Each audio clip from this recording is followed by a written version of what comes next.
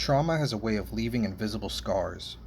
Whether it's childhood neglect, a painful breakup, or life-altering events, those wounds can linger for years, influencing how we think, feel, and relate to others. But what if there are a way to soften those scars? Not by erasing the past, but by changing how we hold it inside ourselves. In recent years, science has been turning its attention to a fascinating possibility: psilocybin, the active compound in psychedelic mushrooms. Could this ancient medicine help us heal from some of our deepest pain? Today, we'll explore the science, the stories, and the promise of psilocybin as a tool for trauma healing. Trauma isn't just what happened to you, it's also what continues to live inside you when the body and mind can't fully process an experience. Neuroscience explained that trauma alerts the brain's threat response system, the amygdala, the brain's alarm bell, can become hyperactive, while the prefrontal cortex, which helps us regulate emotions, may go offline under stress. The results? Flashbacks, hypervigilance, depression, or feeling stuck in repetitive loops. Traditional therapy and medication help many people, but for some, the wounds are so entrenched that conventional methods don't fully reach them.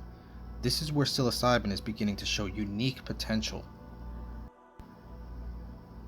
Psilocybin is a naturally occurring psychedelic found in over 200 species of mushrooms.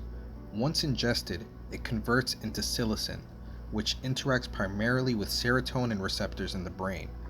This interaction produces altered perception, heightened emotional awareness, and what many describe as mystical type experience moments of deep insight, unity, and connection. But psilocybin is not new. Indigenous cultures in Mesoamerica have used these mushrooms in healing and spiritual ceremonies for centuries, long before Western science began studying them. What's happening now is a merging of ancient wisdom with modern research.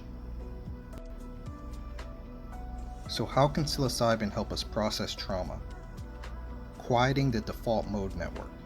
This is the brain's hub for self-referential thinking, often tied to rumination and negative self-talk.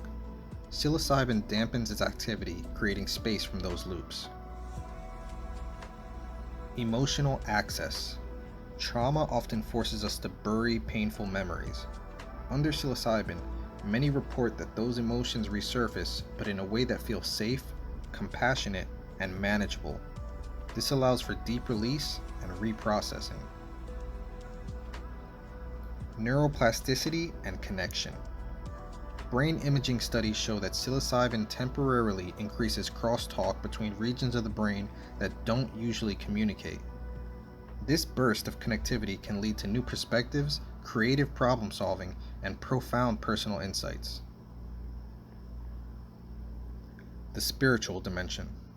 For many, psilocybin evokes experiences of unity, feeling connected to nature, humanity, or even a higher presence.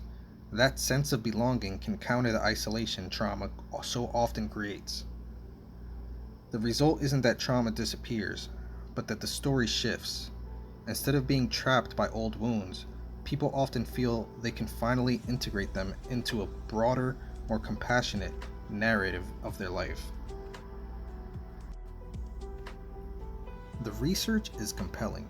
Johns Hopkins University found that psilocybin-assisted therapy produced significant, long-lasting reductions in depression and anxiety even in people who hadn't responded to other treatments.